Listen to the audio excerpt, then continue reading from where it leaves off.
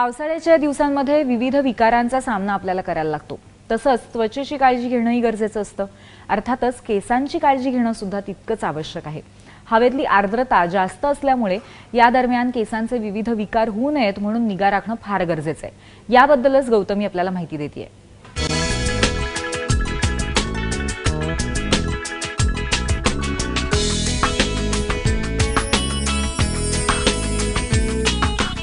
पावसाळा सगळ्यांना आवडतो, पण एक छोटी गोष्ट आहे, आपले केस ते पावसाळ्यात खूप खराब होतात. एक तर ते ओले होतात, फ्रिझी होतात, वातावरण खूप ह्युमिड असतं, त्याच्यामुळे केसांना स्ट्रेटनेस येणं खूप अवघड आहे. सो आज आपण बघूया की एक्झॅक्टली आपले केस पावसाळ्यात सुद्धा कसे मॅनेज करावे. पाऊस पडला म्हणजे तुमचं जे स्कॅल्प आहे त्याला पाणी लागतं. आता बाहेरचा जो पाऊस असतो सध्याच्या घटकेला त्याच्यामध्ये पोल्युशन मिक्स झालेलं असतं. सो त्याच्यात जो एक बॅक्टेरिया आहे तो आपल्या स्कॅल्पला लागतो. हा बॅक्टेरिया अवॉइड करण्यासाठी तुम्ही केस कधी पण ओले केले, पावसात गेल्यानंतर चुकून जरी तुमच्या केसांना पाऊस लागला तरी लगेचच्या लगेच त्याच दिवशी किंवा पुढच्या दिवशी केस धुवायला हवे. अदरवाईज हा जो बॅक्टेरिया आहे तो स्प्रेड होऊ शकतो आणि केसांना अजून डॅमेज होऊ शकतं. एक छोटीशी टिप तुमच्यासाठी खूप आवश्यक अशी आहे की नीम ऑइल म्हणजे लिंबाच्या पानांचं जे ऑइल असतं, कडुलिंबाची पानं, त्याचं एक तेल मिळतं. त्या तेलाने सुद्धा बॅक्टेरिया कमी होऊ शकतो. आता अगेन तुम्ही असं बघायला गेलात की रोजच जर तुमचे केस ओले होतात आणि तुम्ही रोज धुवायला लागलात तर त्यांनी सुद्धा केस डॅमेज होऊ शकतात. तसंही पावसाळ्यात रेग्युलरपेक्षा तुम्ही जास्त वेळेलाच केस धुता तर सल्फेट फ्री शॅम्पू जे मार्केटमध्ये अवेलेबल आहेत ते तुम्ही यूज करू शकता. सल्फेट फ्री शॅम्पू जो आहे तो थोडा सॉफ्ट असतो, म्हणजे बाकी शॅम्पूपेक्षा थोडासा माइल्ड पण निघतो, ज्याच्याने केसांना डॅमेज होणं अवॉइड होऊ शकतं. अजून एक तुम्ही ट्राय करू शकता ते म्हणजे आठवड्यातनं कमीत कमी एकदा अँटी डॅन्ड्रफ शॅम्पू यूज करा.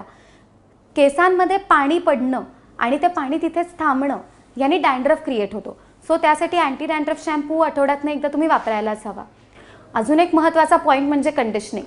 पाऊस आहे, ह्युमिडिटी आहे म्हणजे आपण कंडिशनिंग विसरायला हवं असं नाही. केसांना कंडिशनिंग हे हवंच.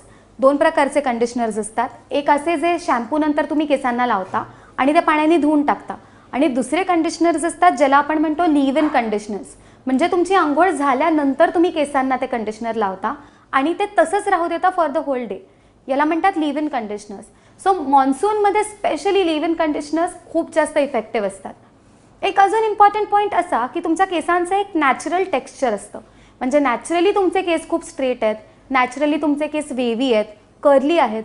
तर पावसाळ्यात हे नॅचरल टेक्स्चर तुम्ही मेंटेन करायला हवं.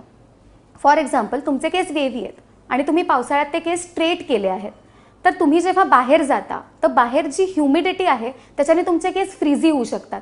हे तुम्हाला नेहमी नोटीस झालं असेल की कितीही वेळा तुम्ही स्ट्रेटन केले किंवा ब्लो ड्राय केले तर बाहेर गेल्यावर तुमचे केस का बरं फ्रीझी होतात, तर that is because of the humidity. हे अवॉइड करण्यासाठी तुम्ही तुमच्या केसांना नॅचरल टेक्स्चरवरच ग्रूम करा. म्हणजे जर तुमचे केस खूप वेव्ही असतील, ओरिजिनल वेव्ही केसांसाठी कंडिशनर लावल्यानंतर क्रंचिंग टेक्निक्स वापरा किंवा जस्ट ब्रशिंग टेक्निक वापरा, ज्यांनी तुमचे केस स्ट्रेट नाही होणार, जस्ट जसे आहेत तसेच थोडे एक्स्ट्रा ग्रूम्ड दिसतील. हे सगळं केल्यानंतर सुद्धा जर तुम्हाला असं वाटत असेल की तुमचे केस थोडे डॅमेज्ड आहेत तर तुम्ही हेअर स्पाला जाऊ शकता. 2 आठवड्यातनं एकदा किंवा 3 आठवड्यातनं एकदा तुमच्या केसांना जो स्पा मिळतो त्याने तुमचे केस पॅम्पर होतात आणि त्या पॅम्परिंगने केसांना डॅमेज कमीत कमी होतो. हेअर ऑइल मसाज आणि हेअर स्पा या दोन्हीचा खूप जास्त इफेक्ट असतो तुमच्या केसांवर आणि एका चांगल्या पद्धतीने.